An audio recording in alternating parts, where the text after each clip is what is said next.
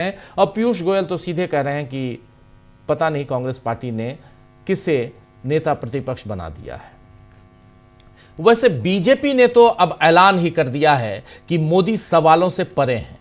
एक TV channel के एक अदालती कार्यक्रम में उसके इंटरव्यू के दौरान निशिकांत दुबे से राहुल गांधी का नाम लिए बगैर पूछा गया कि विरोधी दल के नेता का कहना है कि मैं नरेंद्र मोदी से सवाल पूछता हूं, उन्हें चैलेंज करता हूं, इसीलिए ये लोग मेरे पीछे पड़े रहते हैं। इस पर निशिकांत दुबे ने कहा है, ये देखिए, ये जो निजी चैनल है इंडिया टीवी है, निशिकांत दुबे ने कहा है कि नरेंद्र मोदी से क्या सवाल पूछेंगे, नरेंद्र मोदी तो सवाल से ऊपर हो गए हैं। जी हां, नरेंद्र मोदी तो सवाल से ऊपर हो गए हैं। इसके बाद निशिकांत दुबे ने राहुल गांधी का नाम लिए बगैर पलटवार करते हुए कहा कि उन्हें तो अपने आप में सवाल करना चाहिए, अपने आप से सवाल करना चाहिए। वहीं अमित शाह का भी एक बयान सामने आया है कि ट्रेड डील पर, एफटीए पर चर्चा के लिए राहुल गांधी मंच तय कर लें। बीजेपी के युवा मोर्चा के अध्यक्ष आपके साथ चर्चा कर लेगा कि किसानों का नुकसान किसने किया है, यानी भारतीय जनता युवा मोर्चा का अध्यक्ष बता देगा राहुल गांधी को कि किसानों के साथ अत्याचार, उसका नुकसान किसने किया है। तो अमित शाह क्या ये बता रहे हैं कि भारतीय युवा मोर्चा का अध्यक्ष मोदी से ज्यादा काबिल है? ये सवाल उठता खड़ा होता है। और क्या इसलिए वो जवाब देगा, या अमित शाह ये मान रहे हैं कि मोदी किसी बात का जवाब देने के लायक ही नहीं है? क्योंकि विपक्ष तो सवाल हमेशा प्रधानमंत्री से ही करता है, उनकी सरकार से करता है। क्या भारतीय जनता युवा मोर्चा का अध्यक्ष सरकार में है, कैबिनेट में है? अगर नहीं है तो फिर यह सवाल वाजिब नहीं है, ये आंसर वाजिब नहीं है। और अगर कह रहे हैं यहां अमित शाह कि हमारे भारतीय युवा जनता मोर्चा का जो अध्यक्ष है, जनता पार्टी युवा मोर्चा का जो अध्यक्ष है वो बता देगा, तो बात वही है कि क्या नरेंद्र मोदी उस काबिल नहीं है? और ये सवाल, फिर कहता हूं कि सवाल अगर विपक्ष प्रधानमंत्री से नहीं करेगा तो किससे करेगा? और यही लोकतंत्र की परिपाटी भी है कि देश चलाने का जिम्मा जिसके ऊपर है, जवाब देने की जिम्मेदारी भी उसी के ऊपर है। लेकिन यहां तो लोकतंत्र की उल्टी गंगा जो है वो मोदी और उनके मंत्री बहाने में लगे हुए हैं। कमाल की बात है कि उद्घाटन करना हो, ट्रेन को हरी झंडी दिखानी हो, या सैटेलाइट लॉन्च होते वक्त इसरो में मौजूद रहना हो, तो ये सारे काम नरेंद्र मोदी करते हैं, मगर जवाब देने का काम भारतीय जनता युवा मोर्चा का अध्यक्ष करेगा। बहुत वाह, बहुत खूब। खैर, ये मोदी और समूची बीजेपी का अहंकार है जो वो खुद को जवाबदेही से परे समझ रहे हैं, सवालों से ऊपर समझ रहे हैं अपने आप को। और निशिकांत दुबे यही बात कह रहे हैं, अमित शाह यही बात कह रहे हैं। इसी अहंकार में आज हरदीप पुरी को उनके जन्मदिन पर मोदी ने बधाई दी है, और पुरी ने भी बाकायदा इसका धन्यवाद दिया है। सामान्य हालात हों तो ये बधाई और धन्यवाद मायने नहीं रखते, लेकिन इस समय पूरा विपक्ष हरदीप सिंह पुरी के इस्तीफे की मांग कर रहा है, क्योंकि एप्स्टीन फाइल्स में उनका नाम आया हुआ है। और ऐसे में अगर मोदी सार्वजनिक तौर पर पुरी की पीठ पर हाथ रखते हैं, हाथ रखा हुआ दिखाते हैं, अपना हाथ दिखाते हैं कि हरदीप सिंह पुरी के ऊपर मेरा हाथ है, तो वो विपक्ष की अवहेलना कर ही रहे हैं और अपना घमंड भी दिखा रहे हैं कि चाहे किसी का नाम कितने भी गंभीर अपराध में जुड़ा हो, उससे जुड़े हुए मामले में आए, अगर वो शख्स नरेंद्र मोदी के काम का है तो वो फिर मोदी उसे सिर माथे पर बिठा कर रखेंगे। दूसरी एक खबर और देता हूं। ओम बिरला साहब, आप जानते हैं ओम बिरला साहब के ऊपर अविश्वास प्रस्ताव लाया गया है, जिस पर 9 मार्च को सुनवाई होगी, इस पर चर्चा होगी सदन के अंदर, लोकसभा में। लेकिन अब जब बांग्लादेश में नए प्रधानमंत्री का शपथ ग्रहण समारोह होना है तो उसमें ओम बिरला साहब जा रहे हैं। किस हैसियत से जा रहे हैं ओम बिरला साहब? क्या वो विदेश मंत्री हैं? क्या वो कैबिनेट में हैं? वो तो अलग हैं, वो अध्यक्ष हैं और इस वक्त आरोप झेल रहे हैं, उनको उन आरोपों का सामना करना है। तो ये दो तथ्य आपके सामने रख रहा हूं। एक तरफ हरदीप सिंह पुरी, जिनके जन्मदिन पर जिस ढंग से नरेंद्र मोदी ने उनको बधाई दी है, उससे साफ समझ में आ रहा है कि तुम चाहे कुछ भी कर लो, विपक्ष चाहे कितना भी रोना गाना कर ले, विपक्ष चाहे जितना भी हमला करे, लेकिन मैं उसी के साथ हूं जो मेरा साथ दे रहा है। और ऐसे ही ओम बिरला साहब के साथ हो रहा है। लेकिन मोदी सरकार को यह घमंड कब तक कायम, उनका घमंड ये कब तक कायम रहेगा, ये घमंड उनको कहां तक लेके जाएगा, अब इस पर सवाल उठ रहे हैं। इस समय चाहे एसआईआर का मामला हो, शंकराचार्य के अपमान के बहाने साधु संतों को तंग करने का मामला हो, या एप्स्टीन फाइल्स और अमेरिकी ट्रेड डील की बात हो, नरेंद्र मोदी की सरकार हर तरह से घिर गई है और संसद से नरेंद्र मोदी को भागना पड़ा है। इसीलिए तो ओम बिरला को कहना पड़ा कि नरेंद्र मोदी के ऊपर हमला हो सकता था, अप्रत्याशित घटना घट सकती थी। आखिर क्यों? खैर, तो आइए दोस्तों, आज चर्चा करेंगे कि क्या भागने वाली मोदी सरकार देश में आगे टिक पाएगी या उसकी बिसात अब समेटी जाएगी। विपक्ष के सवालों में कैसे उलझी हुई है नरेंद्र मोदी की सरकार, जरा उसको और टटोलने की कोशिश करते हैं। हमारे साथ कुछ वरिष्ठ साथी जुड़े हुए हैं, उनसे आपका परिचय करवाता हूं। देखिए, 5 वरिष्ठ साथी हमारे साथ हैं। अमलेंदु उपाध्याय जी हैं, प्रशांत टंडन जी हैं, जयशंकर गुप्त जी हैं, हमारे साथ जुड़े हुए हैं प्रफुल्ल साहब, प्रफुल्ल कोलखान जी, और साथ में संजय कुमार सिंह साहब। आप सबका स्वागत इस्तकबाल है। स्वागत इस्तकबाल अब तमाम दोस्तों, साथी, शुभचिंतक आप सबका जो अब तक जुड़ चुके हैं उनका भी, जो जुड़ने वाले हैं उनका भी स्वागत करता हूँ। सबसे पहले आता हूँ प्रशांत जी आपके पास। प्रशांत जी, नरेंद्र मोदी की बात कर रहे हैं, हरदीप सिंह पुरी को जन्मदिन की बधाई दे दीजिए। आप भी खूब बधाई, खूब आगे बढ़ें, फले फूलें, लेकिन साथ में जो इंटरव्यू दे रहे हैं उसमें झूठ तो ना बोलें।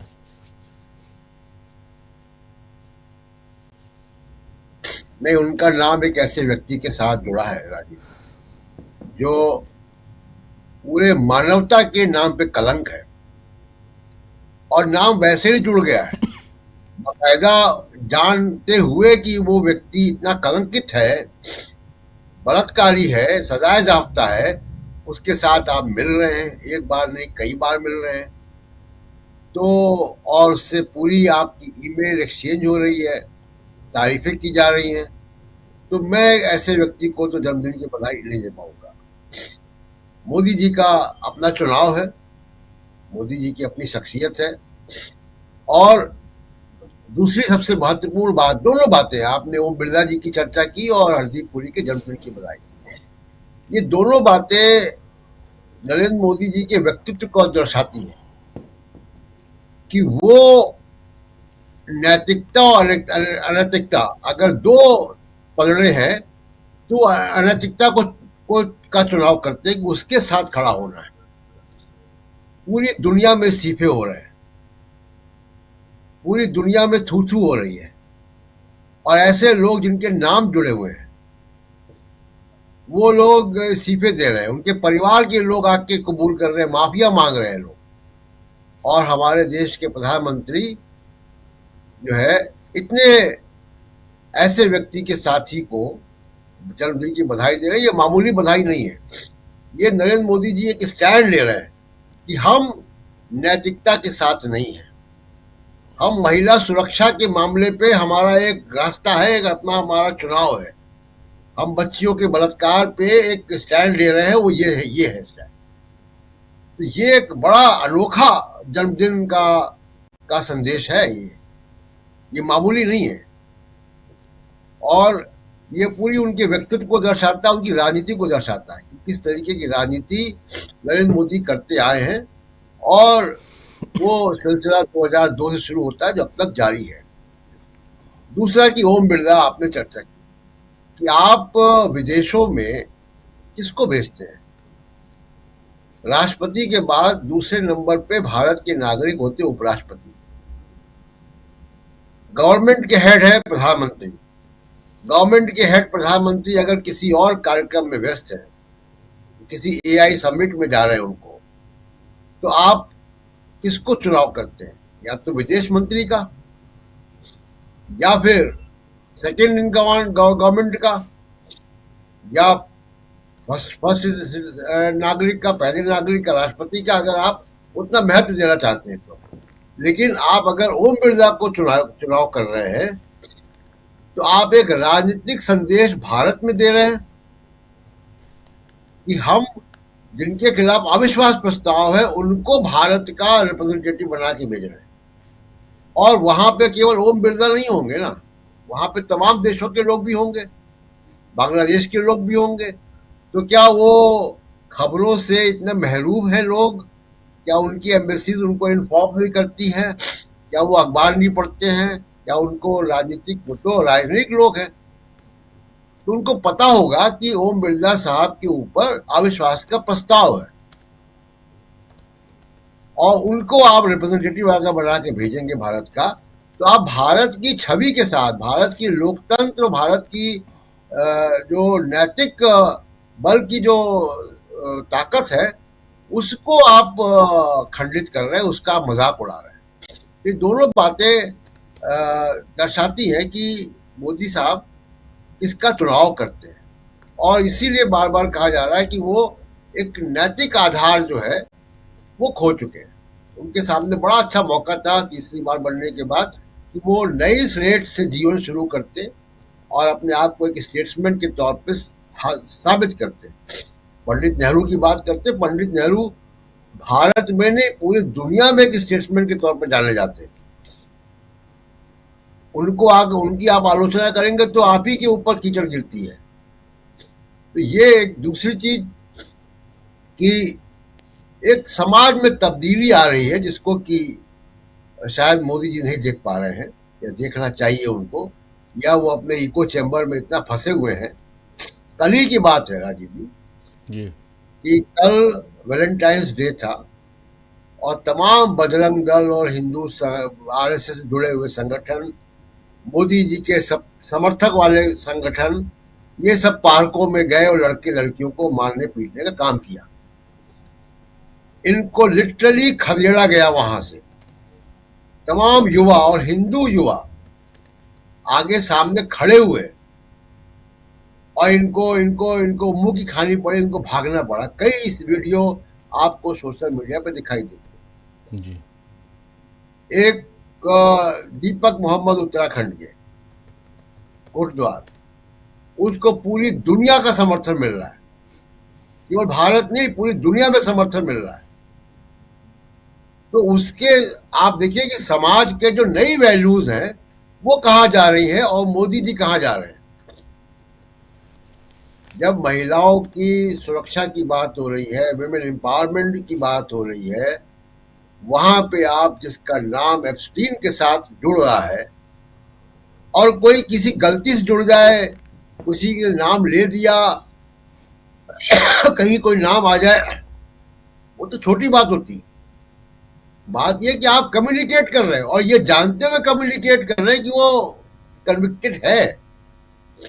और तीसरी और एक आखिरी बात जो कि बहुत महत्वपूर्ण है, किसी समझौते की बात मैं करूंगा सेकेंड राउंड में, लेकिन एक इंटरनेशनल एजेंसी इंदिरा गांधी ने बनाई जिसका नाम था रॉ, विदेशी मामलों की इंटरनेशनल इंटेलिजेंस एजेंसी। जनता सरकार आने से पहले कोई जानता नहीं था कि रॉ नाम की कोई एजेंसी भी है इस देश में, जिसके पहले प्रमुख थे आर एन काओ। जनता सरकार आई, मोरारजी देसाई आए तो वो पब्लिक डोमेन में आ गई और उसी रॉ को तमाम देशों ने बुलाया अपने देशों में इंटेलिजेंस एजेंसीज को स्थापित करने के लिए।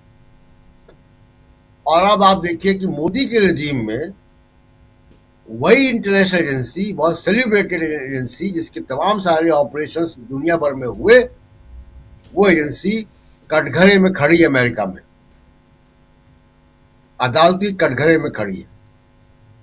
कितनी शर्म की बात है कि किस तरीके से के आधे अधूरे सूचनाओं पे किस तरीके से नॉन प्रोफेशनल तरीके से वो ऑपरेशन चलाए जाते हैं, जिनका ये हश्र होता है कि एजेंसी, भारत की एजेंसी और प्रीमियर एजेंसी, वो किसी विदेशी अदालत में कटघरे में खड़ी है। तो ये सब चीजें बता रही है कि कितनी नरेंद्र मोदी जी का जो शासन है, जो उनका एडमिनिस्ट्रेटिव स्किल है और जो उनका इकबाल है, उसकी गवाही दे रही है कि कितना बचा है। जी राजीव जी, बिल्कुल बिल्कुल। अमलेंदु जी, जरा जल्दी से आपके पास आना चाहता हूं, कैसे देखते हैं अमलेंदु जी, अगर इन तमाम मसलों को देखा जाए, मुद्दों को देखा जाए, जिसमें आप देख रहे हैं हरदीप पुरी का मामला, हरदीप पुरी का जन्मदिन, बहुत ठीक है जन्मदिन है आज, लेकिन जिस ढंग से नरेंद्र मोदी ने उनको शुभकामनाएं दी हैं वो वही जो अभी प्रशांत जी कह रहे हैं। और ओम बिरला साहब को भेज रहे हैं आप वहाँ, बांग्लादेश भेज रहे हैं, क्या आपके विदेश मंत्री नहीं हैं क्या, या कहीं और गए हुए हैं? सवाल तो पैदा होगा। और ये दो आज की तारीख में दोनों कंट्रोवर्सी में फंसे हुए हैं, चाहे हरदीप पुरी हो चाहे ओम बिरला हो। ऐसे में इन दोनों के पीठ पर हाथ रखना, ये दिखाना कि मैंने ऑलरेडी हाथ रखा हुआ है इनके पीठ पे, तो इसका मतलब है कि आप देश की जनता जो आपको वोट दे रही है उसके साथ कहीं ना कहीं आप या तो दगा कर रहे हैं या आप दिखा रहे हैं कि नहीं यहाँ रहना है तो फिर जैसे मैं चाहूँगा, क्योंकि कुसत्ता मेरी है। इसको कैसे देखा जाए, आप कैसे देखते हैं? और जबकि तमाम बहुत सारे मसले, बहुत सारे मुद्दे हैं जिसमें एप्स्टीन फाइल्स तो अभी भी बहुत ऊपर है, टॉप पे है, और आने वाले समय में पता नहीं क्या बड़ा विस्फोट होने वाला। अभी 3 मिलियन फाइलें अभी और उसमें अपलोड होना बाकी हैं। 3 मिलियन ही हुई हैं, अभी ढेरों हैं। और कहा जा रहा है बहुत सारी फाइलें जो ट्रंप साहब ने दबा के रखी हुई वो भी अब निकलना है, क्योंकि लगातार वहाँ के जो डेमोक्रेट्स हैं, जो सांसद हैं, डेमोक्रेट सांसद, वो लगातार कोर्ट से भी कुछ परमिशन ले रहे हैं, एक्सेस करने की परमिशन ले चुके हैं उन फाइलों को जो डेमोक्रेट्स लेंगे, एक्सेस कर सकते हैं वहाँ के सांसद, नॉट ओनली डेमोक्रेट्स। तो ये चीज़ें जब बाहर आएंगी तो और हो सकता है कि अपने यहाँ और विस्फोट हो। खबर ये भी आ रही है इस बीच कि ये AI समिट के बाद प्रधानमंत्री नरेंद्र मोदी इस महीने के अंत तक इजराइल जाने वाले हैं। चलिए, ये जानकारी दे रहा हूँ। शुभकामनाएं प्रधानमंत्री को कि इजराइल जाएं, और जैसा कि आया है फाइलों में कि वहां उन्होंने बहुत अच्छा डांस किया।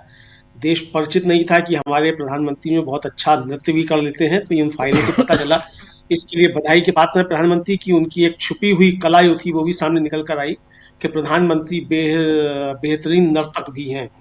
हालांकि पूरे देश को नचा रखा है 12 सालों से प्रधानमंत्री ने, और पूरा देश नाच रहा है, कहीं नोटबंदी की लाइनों में, कभी कोरोना के लिए, ऑक्सीजन के लिए, देश नाच रहा है राजनीति। और प्रधानमंत्री देश को नचाते हैं। आवाज आपकी जा रही है, पीछे जा रही है आवाज, आगे आइए। लेकिन राजीव जी, सवाल ये है कि प्रधानमंत्री आखिर किसके इशारे पर नाच रहे हैं? बात तो यहाँ है राजीव जी, प्रधानमंत्री को नचाने वाला आखिर कौन है? और जैसा कि कहा जा रहा है कि अभी 3 मिलियन फाइल्स अभी और आनी है, और वो आएंगी तब और बड़ा धमाका हो सकता है। लेकिन राजीव जी, वो 3 मिलियन फाइल्स जो हैं वो किसी ने देखी हो या ना देखी हो, डोनाल्ड ट्रंप ने तो फाइलें वो देखी ही हैं, इतना तो तय है। और इसीलिए शायद वो धमकी जो दे रहे थे डोनाल्ड ट्रंप की, मैं चाहूँ तो पॉलिटिकल कैरियर मोदी का बर्बाद कर सकता हूँ लेकिन करूँगा नहीं। अब हमें नहीं मालूम कि उन फाइलों में क्या है क्या नहीं है, और ट्रंप के पास ऐसा क्या है जो नरेंद्र मोदी का पॉलिटिकल कैरियर खत्म कर सकते हैं। क्योंकि अगर वो कह रहे हैं तो उनके पास कुछ होगा भाई जिससे पॉलिटिकल कैरियर खत्म किया जा सकता है मोदी जी का। हमें तो भरोसा नहीं है कि मोदी जी का कुछ ऐसा होगा कि ट्रंप पॉलिटिकल कैरियर उनका खत्म कर दें। लेकिन अगर ट्रंप कह रहे हैं और प्रधानमंत्री खामोश है इस पे, तो राजीव जी सवाल तो उठते हैं, वरना प्रधानमंत्री इसका जवाब दें खुलकर। लेकिन जो जिस तरीके से आज प्रधानमंत्री राजीव जी मजबूती के साथ हरदीप सिंह पुरी के साथ खड़े हुए और ओम बिरला के साथ खड़े हुए, मैं भी इसको राजीव जी बहुत अच्छी चीज के तौर पर देखता हूं कि हमारा आदमी अगर खराब है तब भी हम उसके साथ खड़े हुए। यह प्रधानमंत्री ने एक संकेत दिया है। और प्रधानमंत्री पहले भी अपने ऐसे लोगों के तमाम के साथ खड़े रहे हैं, चाहे वो पहले एक मेघवाल साहब हुआ करते थे, मंत्री हुआ करते थे, उनके ऊपर भी काफी गंभीर आरोप थे, उनको मंत्रिमंडल से नहीं हटाया गया, जबकि अदालत जो थी वो वारंट जारी कर चुकी थी। उनके साथ प्रधानमंत्री मजबूती के साथ खड़े रहे। चिन्मयानंद के साथ प्रधानमंत्री मजबूती के साथ खड़े हैं, कुलदीप सिंह सेंगर के साथ खड़े हैं, इनके साथ खड़े हैं, अपने ब्रजभूषण शरण सिंह के साथ, सबके साथ मजबूती के साथ खड़े हैं।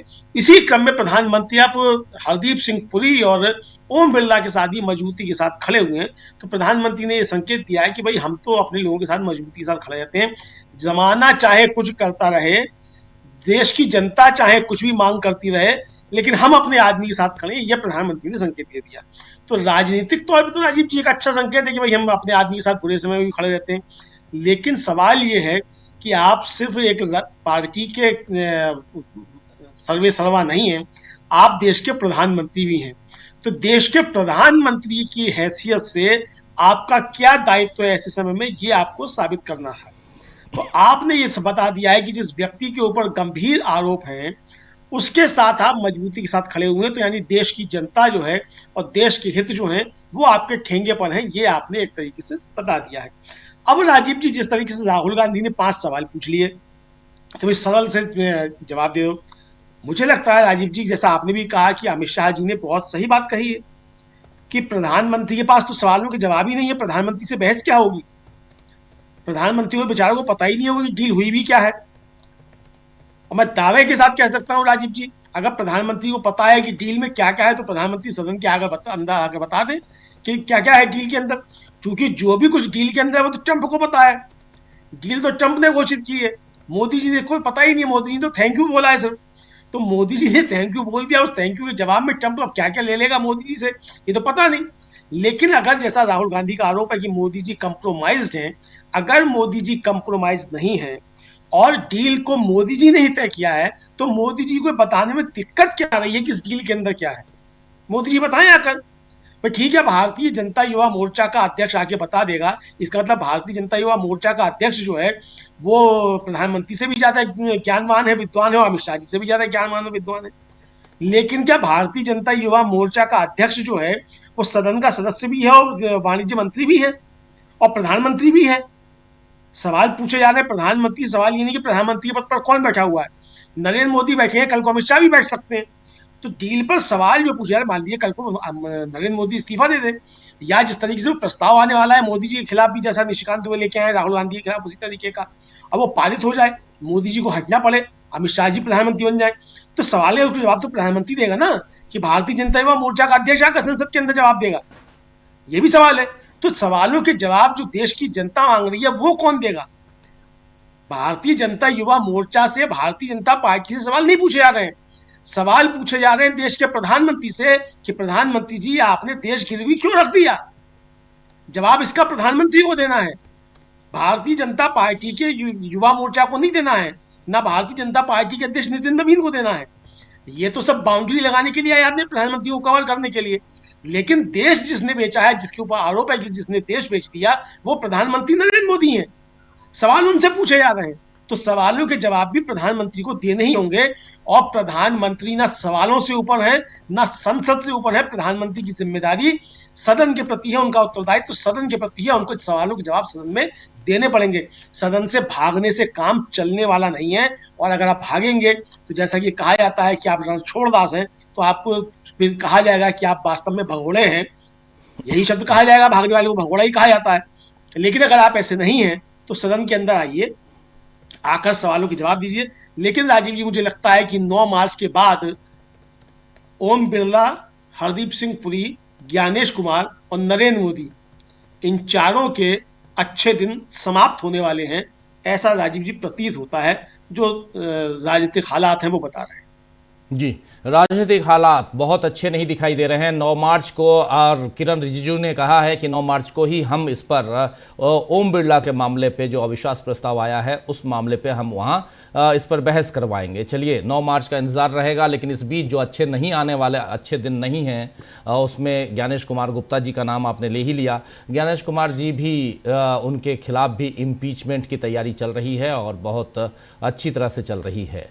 और उसमें अगर 240 के ऊपर वाले जितनी सीटें हैं, जो सांसद हैं, वो अगर खिसक गए तो फिर परिस्थितियां बदल जाएंगी। नरेंद्र मोदी को कौन बचा पाएगा, कौन बचाना चाहेगा?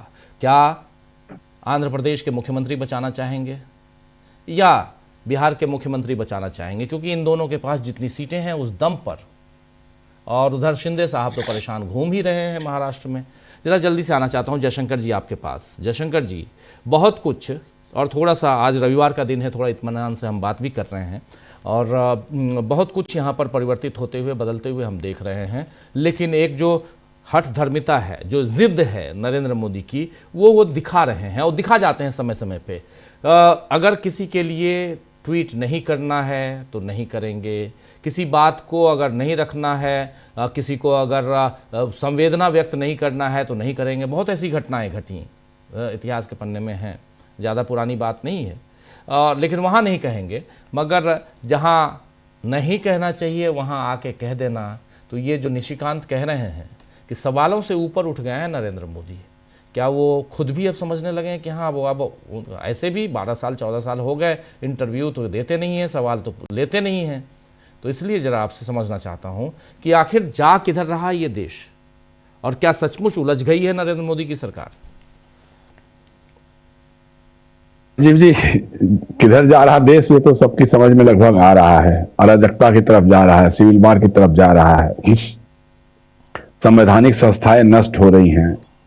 प्रधानमंत्री अपने को परम स्वतंत्र नसीपर को के रूप में मानते ही रहे हैं। अब उनके लगे हैं कि भाई वो तो सबसे ऊपर है, सवालों से बहुत ही परे हैं, उन पर क्या सवाल हो सकता है, क्या जवाब दिया जाएगा। जो ये भी है कि लोकतंत्र का इससे बड़ा मजाक क्या होगा कि कहेंगे कि साहब गृह मंत्री अगर कह रहे हैं कि राहुल गांधी के सवालों का जवाब तो भारतीय जनता युवा मोर्चा का अध्यक्ष या कोई पदाधिकारी भी दे सकता है, तो क्या अमेरिका के साथ डील भारतीय जनता युवा मोर्चा के किसी पदाधिकारी ने की थी? ये तो साफ करना पड़ेगा ना आपको जी। तो उसकी क्या हैसियत है, क्या जवाब देगी ना। तो कुछ संसद की उसके साथ कोई रहता है, सरकार है, कुछ भी नहीं है। आप इस तरह से माहौल बना रहे हैं। अभी मैं देख रहा था कहीं तो वो सीडीएस हमारे चौहान साहब, इन लोगों का कोई भी काम नेहरू के बिना पूरा ही नहीं होता है। वो कह रहे हैं कि साहब तो 1954 में नेहरू ने तिब्बत को मान लिया था चीन का हिस्सा। अब उनसे कहवा रहे हैं, लोग सोच रहे होंगे भाई बात तो सही है, लेकिन ये नहीं बता रहे हैं चौहान साहब कि साहब भारत चीन युद्ध क्यों हुआ था, और युद्ध के बाद लगातार हमारी सारी सरकारें इंक्लूडिंग नेहरू भी थे कि चीन ऑक्युपाइड तिब्बत मानते थे। दलाई लामा को यहां शरण दिया, करमापा को यहां शरण दिया, और चीन का हिस्सा है तिब्बत। इसकी सबसे पहली मान्यता जवाहरलाल नेहरू, अरे अटल बिहारी वाजपेयी जी ने 1996 में सांकेतिक तौर पे और 2003 में बाकायदे सरकार के तौर पे अधिकृत तौर पे मान्यता दिया कि हाँ ये चीन का हिस्सा है। और हमारे प्रधानमंत्री नरेंद्र मोदी दलाई लामा से आज तक नहीं मिले। दलाई लामा समय मांग मांग करके थक गए कि मिलना, आपसे बात करनी है। बल्कि तिब्बती जो प्रदर्शनकारी होते थे अब उनको भी यहाँ रहने, उस पर भी रोक लगाई जा रही है कि कोई राजनीतिक काम नहीं करेंगे, किसी तरह का ये नहीं करेंगे। और ये लोग सिखा रहे हैं, समझा रहे हैं। तो एक तो ये बातें जिस तरह से हो रही, मतलब हर किसी को भी विवाद के घेरे में ला करके लपेट देना। चुनाव, मुख्य चुनाव आयुक्त है ही है, अब सीडीएस के बारे में भी इस तरह की बातें होगी कि भाई उनको बोलना चाहिए तो कम से कम सभी तथ्यों को समझ करके, सभी तथ्यों को सामने रख करके बोलना चाहिए।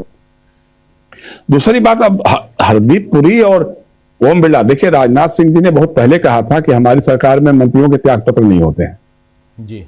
मतलब उसी से समझ जाना चाहिए कि कितने फासिस्ट सोच के ये लोग हैं।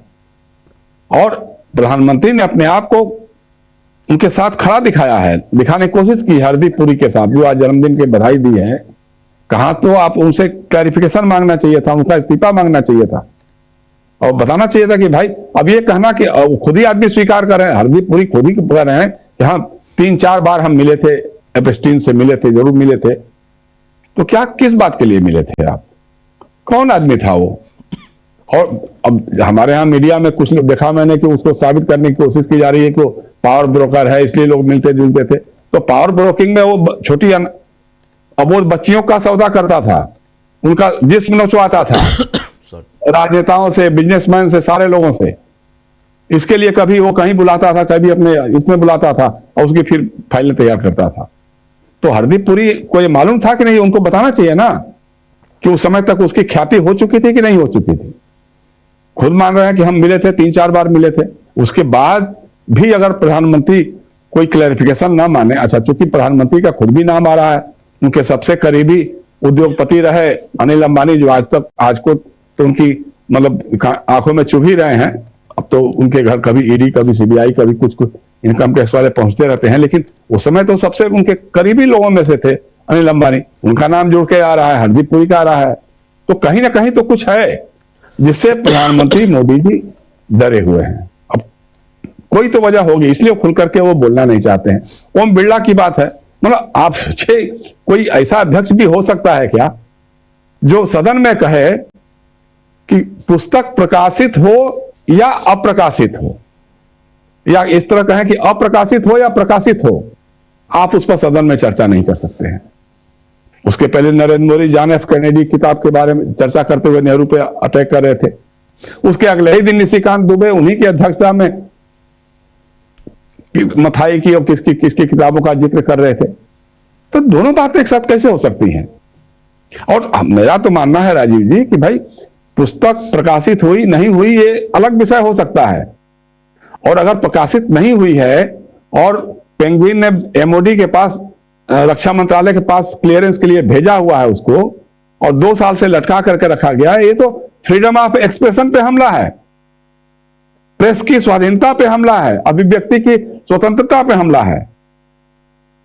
और आप तो सीधा सीधा ये बताइए कि जैसा जनरल नरवणे कह रहे हैं कि हम जब वो चीन के टैंक आ गए थे, सामने आ रहे थे, और हमने रक्षा मंत्री जी को फोन किया, रक्षा मंत्री जी ने प्रधानमंत्री को फोन किया, उसके बाद फिर जो जवाब आया, तो बात हुई है कि नहीं हुई है? सिंपल से आप ये बताइए ना।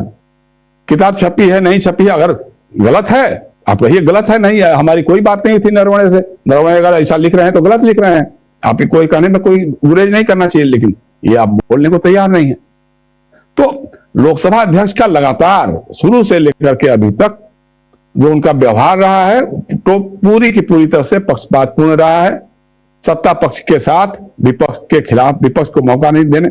अब जो भी टेलीविजन देखते हैं, संसद टीवी देखते हो, सब देखते होंगे कि जब भी विपक्ष का कोई आदमी बोल रहा है तो कैमरे का फोकस अध्यक्ष जी की तरफ या फिर ट्रेजरी बेंचेस की तरफ चले जाता है। कभी कब स्विच बंद हो जाएगा, माइक कब बंद हो जाएगा, ये सब लोगों ने देखा हुआ है। तो उनका पूरा का पूरा रवैया जो है वो पक्षपातपूर्ण है। लेकिन अब उसमें यह भी है कि साहब वो मोदी जी की ढाल बनते हैं, तो मोदी जी भी अब उनकी ढाल बनने की कोशिश कर रहे हैं। अब जिस तरह बांग्लादेश भेजने की बात हो रही है, मैंने बताया आज पहली बार सुनने में आया है। अभी तक तो 52 से लेकर के अभी तक के इतिहास में तो कभी ऐसा हुआ नहीं कि किसी देश में किसी का राज्यारोहण या सत्तारोहण हो रहा हो और लोकसभा का अध्यक्ष वहां गया हुआ, प्रधानमंत्री ना जाए, राष्ट्रपति ना जाए, उपराष्ट्रपति ना जाए, लोकसभा अध्यक्ष किस हैसियत से जाएंगे? और कोई वहां लोकसभा अध्यक्षों का या स्पीकर्स का कोई सम्मेलन हो रहा है क्या? वो तो बात समझ में आती है, लेकिन ये तो कोई बात नहीं है। लेकिन इसका मतलब सीधा सीधा यह है कि कहीं ना कहीं बिरला जी के पास भी और पुरी के पास भी कुछ ऐसी बातें हैं जो मजबूर कर रही हैं कि प्रधानमंत्री उनके साथ खड़े होने की बात करें और उसे दिखाएं कि हम उनके साथ खड़े हुए हैं, उनका ये होगा। तो ये बात तो है राजीव जी, इसमें तो कहीं दो राय नहीं है। लेकिन दूसरी बात यह भी है कि लोकसभा अध्यक्ष ने जाने अनजाने मोदी जी को भी तो लपेट लिया।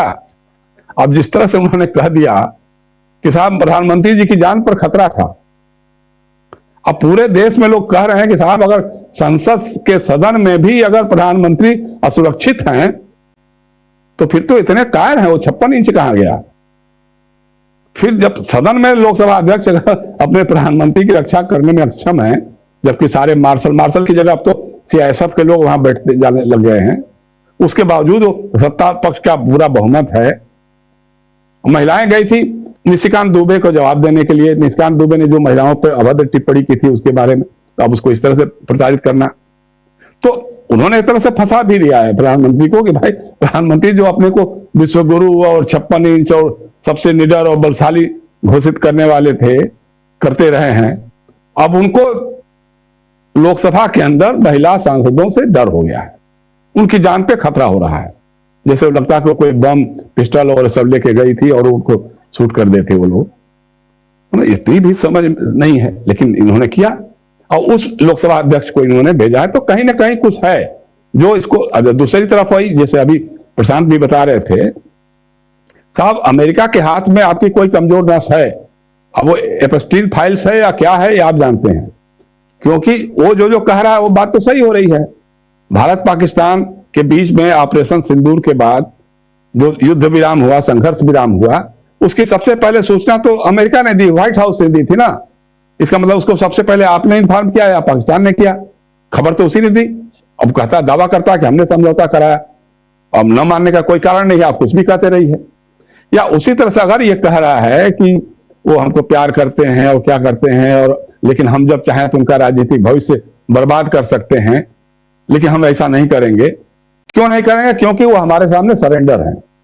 जो राहुल गांधी ने एक बार कह दिया था कि सरेंडर मोदी, तो वो हो चुका है। समझौते में जो भी यूएस डील है, भाई आपको सामने बताना चाहिए, सदन के सामने। जब ट्रंप बता रहा है वहां पे कि भाई हमने समझौता किया और रूस से भारत तेल नहीं खरीदेगा ये चीजें हुई हैं, कृषि के मामले में भी, डेयरी के मामले में भी, ये सारी जो समझौते हुए, तो आपको उसका ब्लूप्रिंट रखने में क्या दिक्कत है? आप सदन के अंदर बताइए, हाँ साहब ये राहुल गांधी सवाल करें या ना करें, ये बताइए आप कि हाँ जी हमने समझौता किया है, अमेरिका के साथ हमारा समझौता हुआ है, हम जो पहले 3% लगता था उसको टैरिफ हमने 18% पर मान लिया है, जो हम अमेरिका पर लगाते थे टैरिफ उसको हमने 0 कर दिया है। ये कहिए, कहने में क्या शर्म है? आप तो महाबलशाली आदमी हैं, विश्वगुरु हैं, आप बताइए कि हाँ हमने किया है, सरेंडर नहीं मानेंगे हम इसको, भले ही उसके लिए सारी छूट हमने दे दी है, भले उसे 450 अरब डॉलर का हम निवेश करेंगे अपने हाउस का, खरीदेंगे माल सब खरीदेंगे, ये सारी बातें आपने तय कर दी, तो इसमें बताने में आपको क्या दिक्कत है? लेकिन अब चूंकि आप नहीं बोल रहे हैं तो इसका मतलब कहीं ना कहीं जो है राहुल गांधी जो कह रहे हैं आप कंप्रोमाइज्ड हैं। अब इन लोगों की कोशिश यही है राजीव जी, जैसे पहले समवेत स्वरों में मिलकर एक था, कनफुकवा तंत्र से लेकर के मीडिया से लेकर के सारा, कि राहुल गांधी पप्पू हैं। अब उनको साबित करने में लग गया है ये सारे लोग कि साहब राहुल गांधी नकारा है, किसी काम का नहीं है, हर समय निगेटिव अप्रोच रखते हैं। अरे भाई वो सरकार का हिस्सा नहीं है, विपक्ष का नेता है। आप क्या क्या करते थे, आप क्या क्या बोलते थे मनमोहन सिंह के बारे में, आप सदन को कैसे चलने देते थे? पूरा का पूरा शीतकालीन सत्र आपने घोटालों के नाम पे बर्बाद कर दिया था, चलने ही नहीं दिया था सदन, जबकि उसमें एक भी घोटाला साबित नहीं हुआ, चाहे कोयला आवंटन का हो, 2G स्पेक्ट्रम के नाम पे तथाकथित घोटाला हो, उसके नाम पे पूरे के पूरे सदन नहीं चल पाते थे, सत्र नहीं चलता था।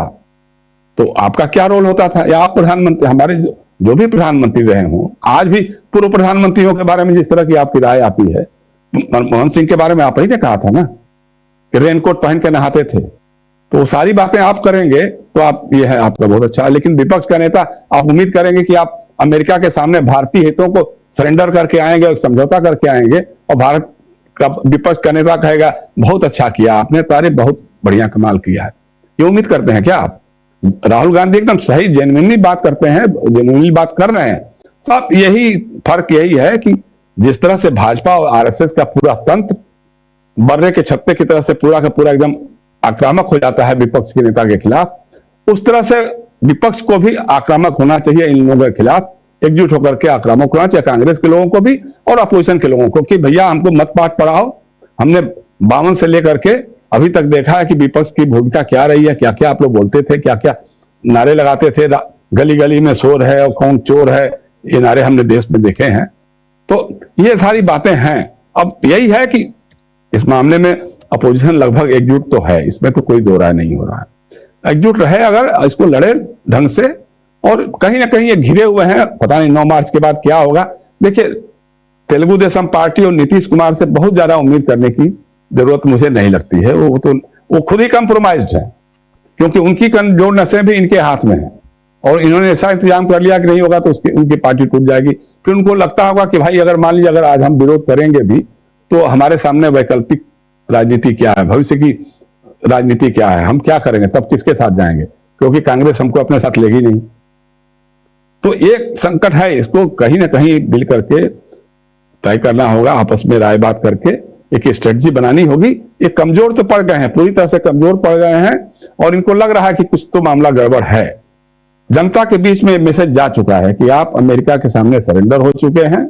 एपिस्टीन फाइल्स में कुछ बड़े लोगों के नाम जुड़े हुए हैं, और जो जनरल नरवणे की किताब आई है उसने साबित कर दिया है कि आप 56 इंच वाले नहीं हैं, आप एक कायर हैं, कायरों की आप जमात हैं। इसमें कहीं दो राय नहीं है। इसलिए जनता के बीच तो मैसेज जा गया है, लेकिन अब उसको और ढंग से पहुंचाना चाहिए, और ढंग से लोगों को बताना चाहिए। जो ये झूठ बोल रहे हैं उसको झूठ साबित करके सच को सामने लाने की भूमिका हमारी है, हम लोगों की है, और विपक्ष को इस काम को और आगे बढ़ के करना चाहिए। जी राजीव जी, अभी तो इतना ही।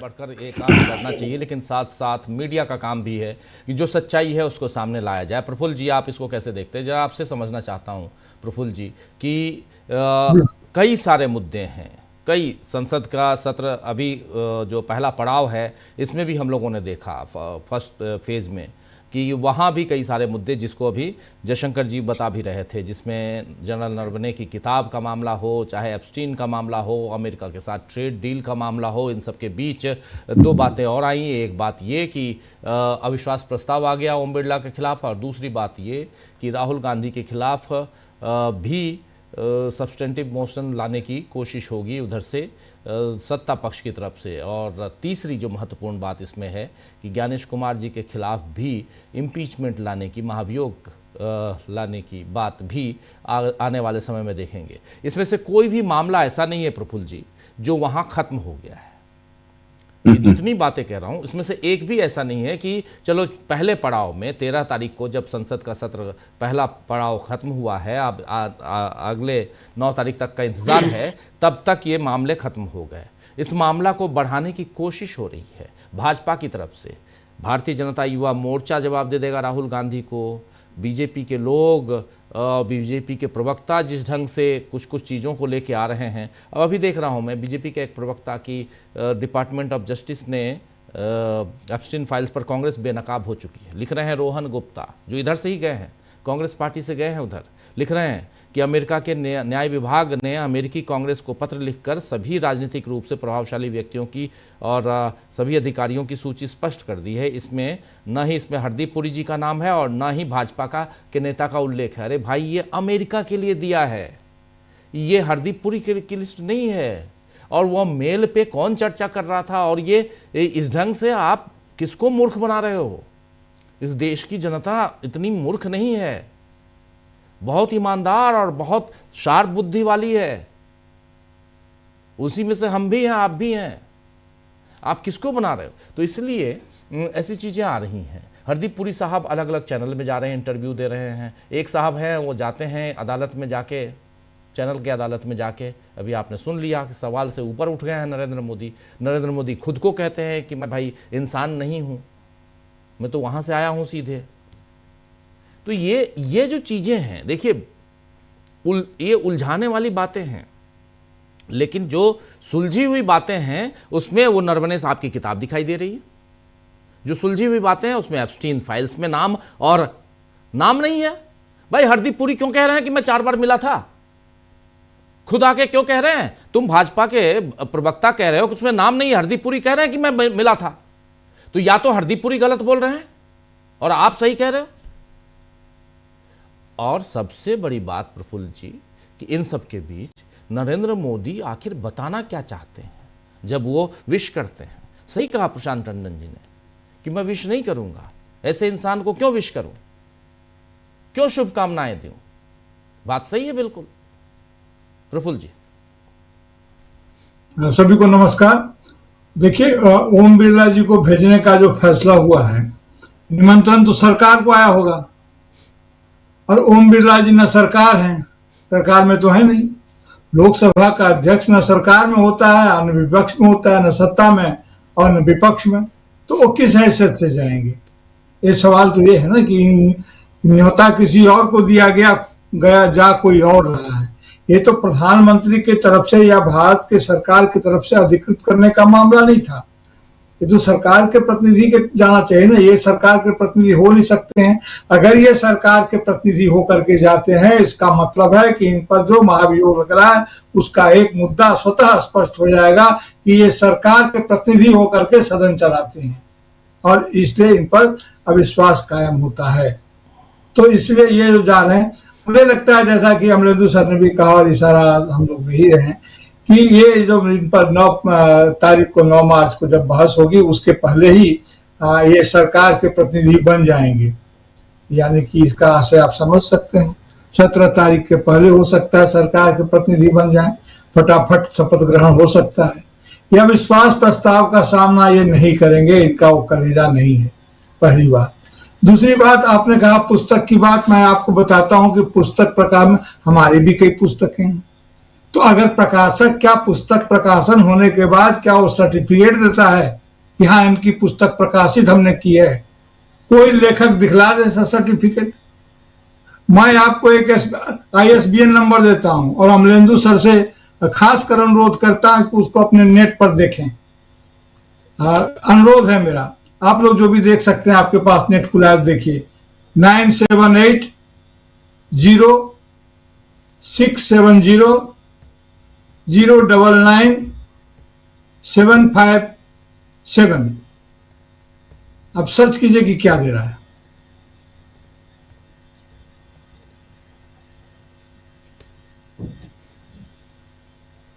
फोर स्टार्स ऑफ डेस्टिनी, हैं? 4 stars of destiny, general Naravane की जी। किताब का ISBN नंबर जी। है ये।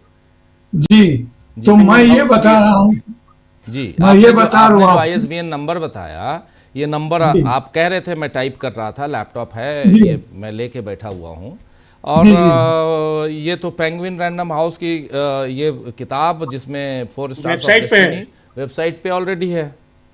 जी, तो ये कैसे कहते हैं प्रकाशित नहीं है? 699 रुपए की है, प्रकाशन लेंथ 448, पेंगुइन रैंडम हाउस की के उस पे पेजेज 448 पेजेज, MRP 699 और इम्प्रिंट पेंगुइन ऑडियो, सारी चीज़ें हैं, ISBN नंबर है, सब कुछ है। हाँ, तो अब मैं इसमें ये कहना चाहता हूँ, देखिए पुस्तक प्रकाशन की प्रक्रिया क्या होती है। पहले लेखक के साथ एग्रीमेंट होता है कॉपीराइट और रेवेन्यू शेयरिंग के लिए, और भी तमाम शर्तें होती है, और मार्केटिंग की शर्तें होती है, वो सब हो गया। तो अगर और या प्रकाशक पर विश्वास है, लेखक को तो नहीं भी करता है, पहल कोई भी कर सकता है, लेखक खुद कर सकता है, प्रकाशक से बात कर सकता है, प्रकाशक खुद करे। उसके पहले जो कॉपी आती है उसको बोलते हैं प्रिंट कॉपी। जो प्रिंट आता है इसको प्रूफ कॉपी भी हम लोग बोलते हैं। उसकी प्रूफ वगैरह जांच करके सब कुछ तैयार किया जाता है, फिर तैयार होता है, इसको बोलते हैं हम लोग PDF में, इसको प्रेस कॉपी बोलते हैं। जब प्रेस कॉपी बन गई और प्रेस कॉपी क्लियरेंस हो गया, वो क्लियर हो गया कि हाँ सब ठीक है, उसमें उनके जो होते हैं, जो टेक्स्ट एडिटर होते हैं और कंटेंट एडिटर होते हैं, बड़े बड़े प्रकाशक के होते हैं, दोनों अलग अलग, नहीं तो छोटे प्रकाशकों के तो एक ही आदमी हर काम कर लेता है। जो कंटेंट एडिटर है वो पैराग्राफ उसका सीक्वेंस मिला लेता है, जो टेक्स्ट एडिटर होता है वो पूरा प्रूफ वगैरह सब देख लेता है, साइज देख लेता है, टेक्निकल चीज, और उसके बाद जो है सो उसकी कॉपी कुछ निकलती है जिसको बोलते हैं प्रेस कॉपी। वो कुछ लोगों को भेजी जाती है कि आप इसको देख लीजिए कि आपका या क्या कहना है। प्री मार्केटिंग प्रोडक्शन होता है। उसके बाद जब वो निकल गया, उसके बाद उस पर ISBN का नंबर डाल करके 2 कॉपी तो निकालेगा नहीं, ये सब तो 10-10, 5-5 कॉपी निकलते हैं। जब ISBN नंबर डल जाता है उसके बाद उसकी सैकड़ों हजारों कॉपियां निकलती हैं। उसके बाद कोई कैसे कह सकता है कि किताब प्रकाशित नहीं है? हाँ, आप रोक सकते हैं, आप अनअवेलेबल कर सकते हैं, ये तमाम बातें आप कर सकते हैं, लेकिन पब्लिश नहीं है, ये मुद्दा उठ ही नहीं सकता है जब उसको ISBN नंबर मिला है। मेरी किताब पर तो कभी प्रकाशक ने लिख कर नहीं दिया कि हाँ मैं प्रमाणित करता हूं कि आपकी किताब को मैंने प्रकाशित किया है। पुस्तक अपने आप में प्रमाण है। तो ये सब जो बलगेंग उपस्थित कर रहे हैं वो बहुत गलत है। ये टिकेगा उकेगा नहीं, ये पॉलिटिकल जो ये चीजें उसमें। और देखिए अभी तो ये तो इनकी स्थिति है। अभी तो चीन ने भी अपनी टैरिफ नीति की घोषणा कर दी है ना। अब निपटे कि साउथ ग्लोबल का जो नेता बन रहे थे, तो साउथ ग्लोबल को तो चीन ने अपने साथ कर लिया। अब हमको तय करना है कि हम किसके साथ हैं, अमेरिका के साथ हैं कि चीन के साथ हैं, कि हमारी क्या पॉलिसी है। ये सब जगह से ये हो रहे हैं। और रही बात की इनकी पुरी साहब की, हरदीप पुरी जी की, इनको जन्मदिन की बधाई दी है। हाँ, तो राम मिलावे जोड़ी, मैं आगे नहीं कहना चाहता हूँ, लोक में कहावत है राम मिलावे जोड़ी, जोड़ी मिला दिया है, दोनों एक दूसरे के साथ हैं। अहो रूपम महोध्वनि कर रहे हैं, तुम कहा कितना सुंदर हो, तुम्हारी आवाज कितनी सुंदर है। तो वे सभी जानते हैं कि अहो रूपम महोध्वनि क्या होता है, राम मिलावे जोड़ी, एक क्या और एक क्या, ये सभी लोग जानते हैं। मैं उस पर नहीं कहना चाहता हूँ, इसलिए ये कह रहे हैं। देखिए राजनीति कहाँ जा रही है। शरद पवार ने कहा था कि अजित पवार की जो मौत, उनकी जो दुर्घटना हुई, उसको किसी जांच की जरूरत नहीं है। आज रोहित पवार कह रहे हैं कि DGCA को खत लिख रहे हैं, अपने चैनल में भी स्क्रॉल कर रहे हैं।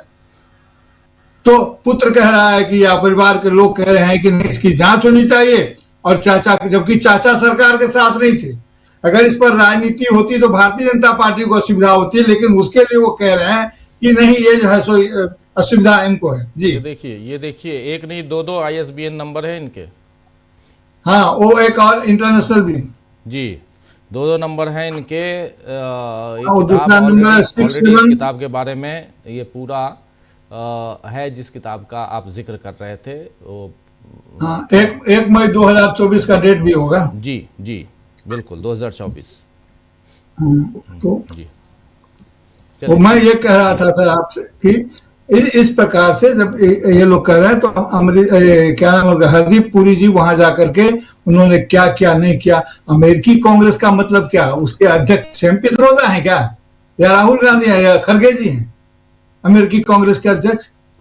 यहाँ के इनको जो वोट देता है उसको समझ में नहीं है कि अमेरिकी कांग्रेस का मतलब क्या होता है और क्या वहां पर पत्र दिया जा रहा है।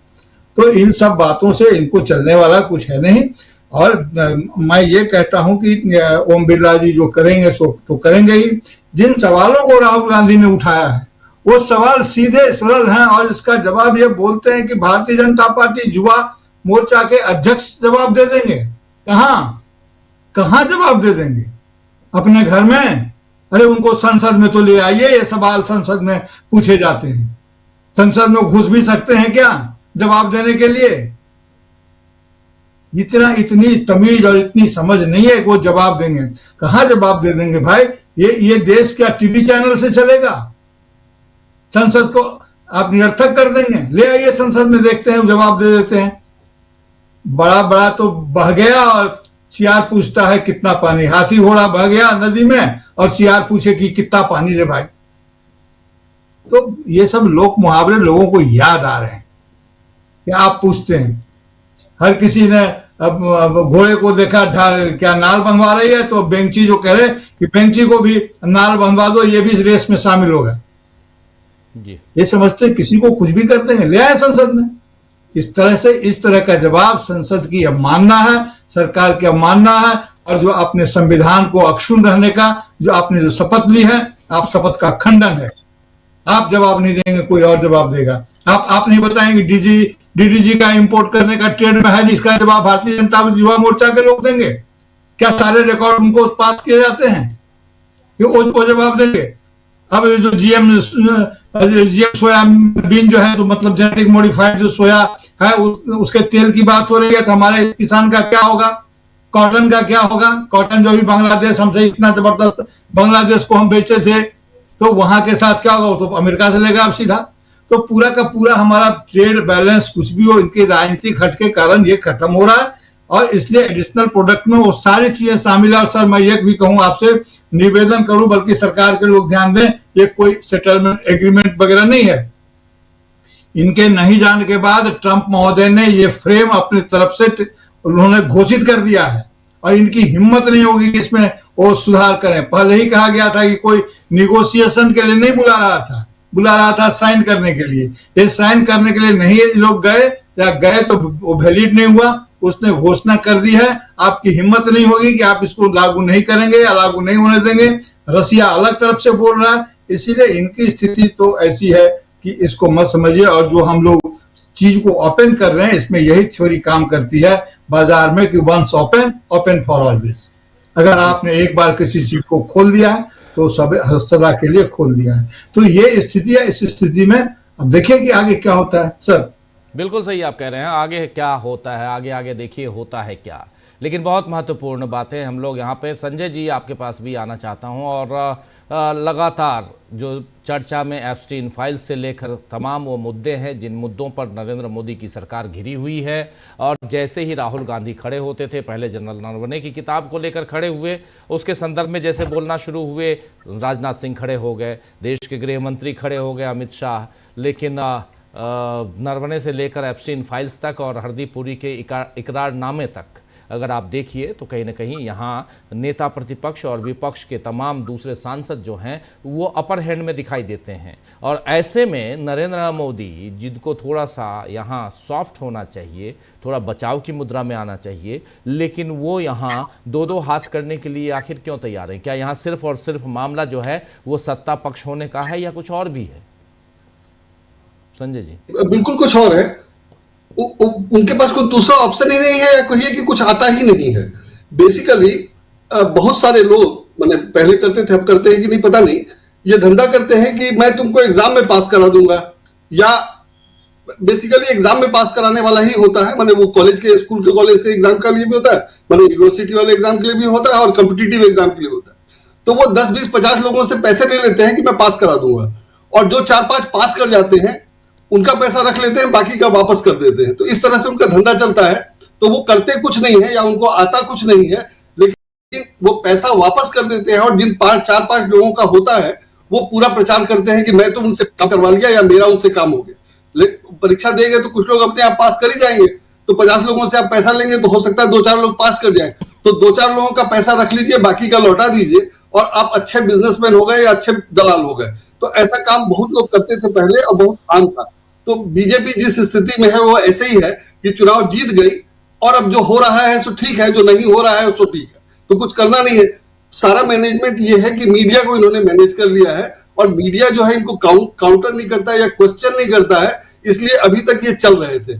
अब राहुल गांधी जो क्वेश्चन करते हैं उसको ज्यादा देखा सुना जाता है तो ये परेशान है और वो हैंडल नहीं कर पा रहे और मीडिया से कंट्रोल है। जैसे अमित शाह ने कहा कि भाजपा युवा मोर्चा वाले जवाब देंगे, अगर कोई एंकर कोई एडिटर कहता कि आओ जो दो जवाब क्या है तुम्हारा, हम छापते हैं या हम तुमसे बात करते हैं, तो वो बंद हो जाएंगे, भूल जाएंगे दूसरे दिन, या दूसरा फिर तो आगे कोई आएगा ही नहीं, यही भाई साहब भूल जाएंगे। और कोई भी अब ऐसा कोई एंकर नहीं है माने मेन लाइन मीडिया में जो कहे कि आओ हम तुमसे बात करते हैं, क्योंकि लोगों को सोचने का तरीका या पढ़ने या जानकारी का तरीका भी सब वही है जो सरकारी उससे मिल रहा है। तो नहीं तो अगर सामान्य तौर पे कोई कहता कि आओ या तुम लिख के दो हम छापते हैं या तुम आओ ऑनलाइन बात करते हैं, तो वो ऐसा ये खत्म हो जाएगा। लेकिन वो हिम्मत इसीलिए है कि मीडिया है। जैसे अभी बताया ख्याल जी ने कि किताब का तो ISBN नंबर आ गया तो किताब छप गई, तो छपी है नहीं छपी है का कोई मतलब नहीं है, सब पहले से कहा जा चुका है। लेकिन ये लोग जबरदस्ती उसको मुद्दे को घुमा रहे हैं। मुद्दा तो ये था कि आपने सेना प्रमुख को किताब लिखने नहीं दिया और उसका अंत ये होने जा रहा है कि आप 20 साल का बैन लगाने जा रहे हैं। जो पीछे कल खबर छपी थी कि कैबिनेट की मीटिंग में ये चर्चा हो रही है कि लोगों को किताब रखने से रोकने के लिए ये बैन लगा दिया जाए कि 20 साल बाद किताब लिखे। जाहिर है कोई किताब नहीं लिख सकेगा, तो फिर वही बात हो गई कि अभिव्यक्ति की स्वतंत्रता वगैरह सब कुछ, आपको रिटायरमेंट के बाद आत्मकथा क्यों ना लिखे, आप उसको क्यों रोकेंगे वगैरह वगैरह। लेकिन कुछ आता नहीं है, कुछ करना नहीं है, कुछ जवाब नहीं है, तो वो सब करेंगे। उसी तरह से राहुल गांधी ने जो ये कहा कि आपने देश को बेच दिया, हमारी मां को बेच दिया, वो बहुत गंभीर मामला है। लेकिन उसको किस तरह किसी ने वैसे नहीं छपी है, उतना प्रमुखता नहीं दी। मैं गोदी वालों की बात कर रहा हूं। जितना सीरियस मैटर है उतना सीरियस ढंग से छपा नहीं। और जवाब क्या इन्होंने कह दिया, वित्त मंत्री ने कह दिया कि आपने WTO में बेच दिया था। अरे WTO में हमने 10 साल पहले बेचा था, अगर बेचा ही था तो उससे अब क्या है। अगर कांग्रेस ने तब बेच दिया था तो आप फिर बेच दोगे और कहो कि हाँ हमने भी बेचा है क्योंकि आपने बेचा था, तो वो भी नहीं कह रहे। तो अजीब स्थिति है और कोई जवाब नहीं है। जवाब ये है कि कह रहे हैं कि राहुल गांधी को समझदारी नहीं है, राहुल गांधी को किसने विपक्ष का नेता बना दिया वगैरह वगैरह। लेकिन जो राहुल गांधी ठोस बात कर रहे हैं और उन्होंने पॉइंट वाइज जवाब दिया है या पॉइंट वाइज काउंटर जवाब दिया है और वो सब कुछ है सामने, मतलब सोशल मीडिया पे। कल मैंने लिखा था कि वो कॉपी पेस्ट करना था अखबारों को, जो कॉपी पेस्ट नहीं किया अखबारों ने सरकारी पक्ष तो छापा और उसका जवाब जो राहुल गांधी ने दिया है वो ट्विटर से सिर्फ कॉपी पेस्ट करना था, जो लोगों ने नहीं किया। और उसके बाद फिर पीयूष गोयल दोबारा बोल रहे हैं कि राहुल गांधी ने जवाब नहीं दिया और राहुल गांधी गलत बोल रहे हैं वगैरह वगैरह। सरकार का स्टैंड ये है कि ये तो पहले से होता रहा है, पहले भी हुआ है। और फैक्ट ये है कि अगर कपास भारत निर्यात करता है अमेरिका को, तो पीयूष गोयल ये कह रहे हैं कि भारत अगर अमेरिका से कपास आयात करेगा तो उसको भी बांग्लादेश के बराबर ड्यूटी लगेगी। और भारत बांग्लादेश को कपास निर्यात करता है, तो भारत अगर बांग्लादेश को कपास निर्यात करता है तो अमेरिका से आयात क्यों करेगा? और अगर वो आयात करेगा तो और बांग्लादेश भी अमेरिका से आयात करेगा तो भारत का कपास कहां बिकेगा? ये सारी बातें राहुल गांधी बता चुके हैं और किसी भी आदमी को जो भी पढ़ेगा उसको समझ में आ जाएगा, बहुत आसान है। और मुझे तो हिंदी में भी मिल गया, तो हिंदी में भी है। लेकिन समझाया ये जा रहा है कि राहुल गांधी ऐसे बोल रहे हैं जबकि ये तो पहले से होता है। अरे पहले से होता भी आया है, अगर एक तो पहले से होता आया है वो उसका कोई मतलब नहीं है। आप क्या कर रहे हैं, आप नया क्या कर रहे हैं, आप सुधार क्या कर रहे हैं, तो उस सब की बात नहीं हो रही है। जवाब सिर्फ ये कि राहुल गांधी जो कह रहे हैं वो ऐसे गलत है, जबकि वो गलत नहीं है। वो ये कह रहे हैं कि ऐसा पहले से होता आया है, इसलिए हमने कुछ नया नहीं किया या हमने कुछ अलग नहीं किया। जबकि ये कह देना कि बांग्लादेश अगर अमेरिका से कपास आयात करता है और हम भी आयात करेंगे तो ड्यूटी बराबर हो जाएगा, ठीक है, हो जाएगा। लेकिन हम आयात क्यों करेंगे वो मामला गोल है। और इस तरह की बातें राहुल गांधी ने बहुत ठोस तरीके से, बहुत जोरदार तरीके से कही है और उसका कोई वो नहीं है, वैल्यू नहीं है। और ये लोग ये प्रचारित कर रहे हैं। ठीक है, उसका इफेक्ट क्या होगा वो अपनी जगह है, लेकिन ये लोग प्रचारित कर रहे हैं कि राहुल गांधी को कुछ आता नहीं है, जबकि असल में इनको कुछ नहीं आता है।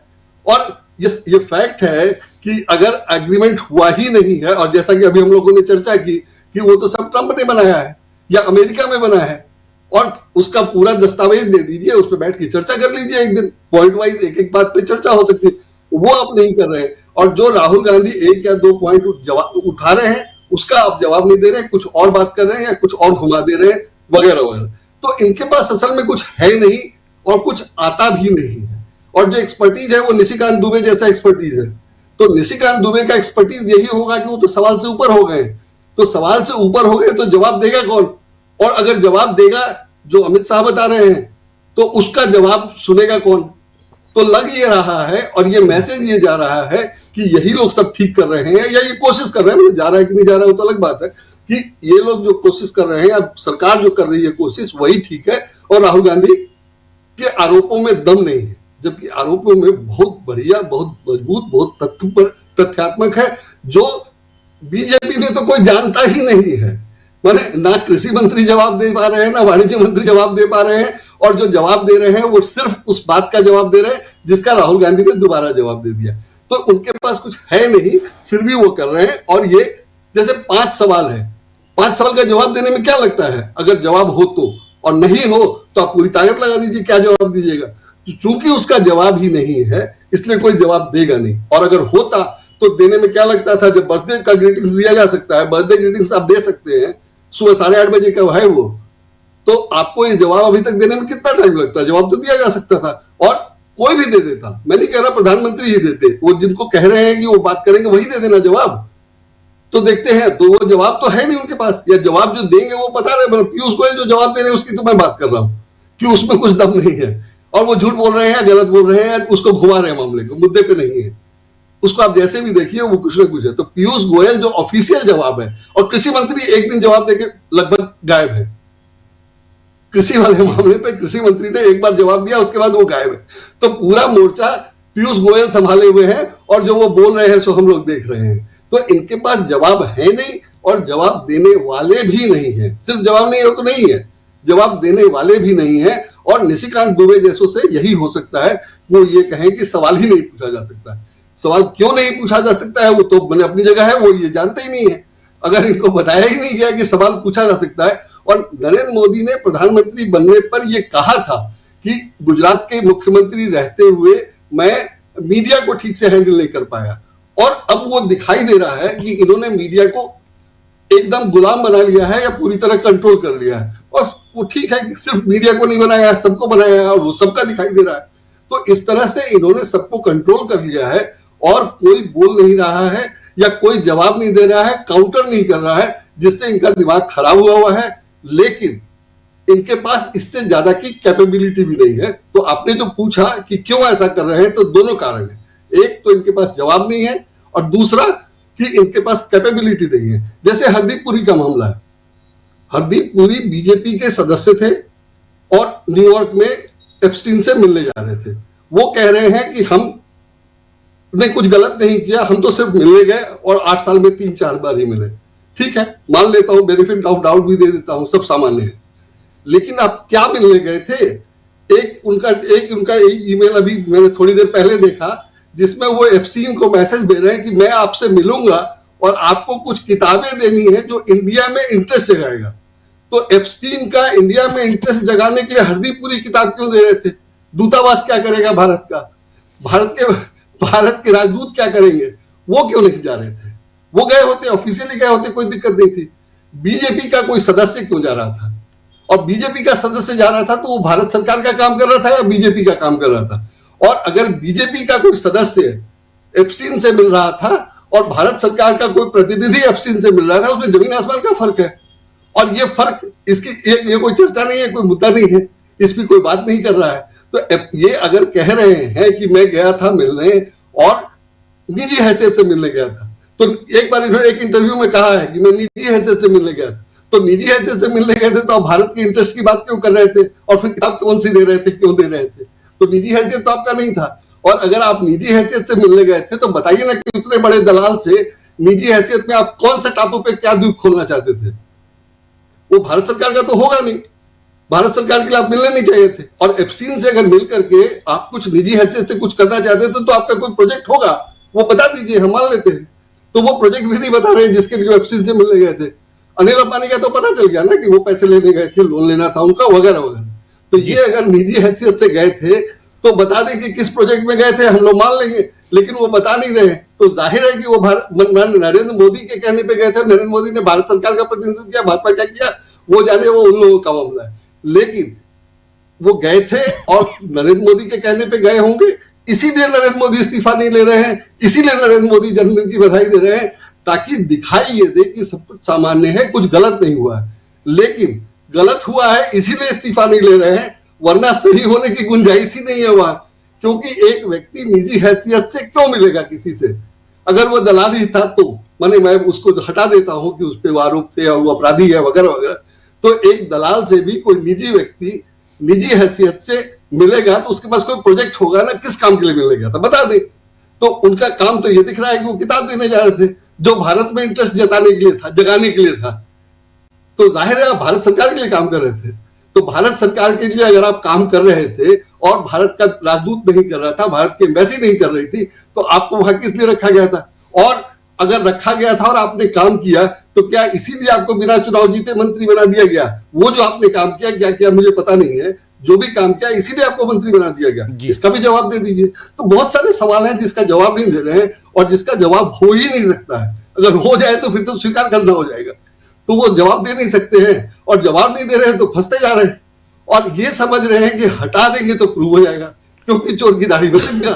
तो ये हटा नहीं रहे हैं और हटा नहीं रहे हैं तो उधर फंस रहे हैं, और हटाएंगे तो चोर की दाढ़ी में तिनका। तो वो भी नहीं कर रहे हैं और उसमें सरकारी खर्चे पे इंटरव्यू देना है तो घूम घूम के इंटरव्यू दे रहे हैं। अगर इस्तीफा दे देंगे या हटा दिया जाएगा तो उनका इंटरव्यू कौन करेगा? आप करेंगे, हम करेंगे, हम नहीं करेंगे। तो आरोप था इसलिए हटा दिया गया, अब हटाया नहीं जा रहा है तो उनका इंटरव्यू किया जा सकता है कि भाई आपने क्या किया था, क्यों नहीं हटाया जा रहा है। जैसे मेरी भी उत्सुकता है ये जानने में कि वो आप भारत सरकार के लिए काम कर रहे थे कि नरेंद्र मोदी के लिए काम कर रहे थे। लेकिन जब हटा दिया जाएगा तो मैं समझ जाऊंगा कि वो किसके लिए काम कर रहे थे, तो उनसे सवाल ही नहीं रहेगा, इसलिए उनको हटाया नहीं जा रहा है। सीधा सा मामला है। जी जी। अब 15 मिनट और बचे हैं और इस बीच उधर भारत और पाकिस्तान के बीच T20 का मैच चल रहा है। हमारे तमाम दर्शक उधर ही हैं, उनका ध्यान भी उधर ही है और इस कार्यक्रम को बहुत कम लोग सुन रहे हैं, देख रहे हैं इस वक्त। मैं देख रहा हूं क्योंकि सबका ध्यान उधर उसी साइड है। 126 पे 4 विकेट भारत के और धड़ाधड़ अभी 88 रन पे 2 विकेट। पहला विकेट पहले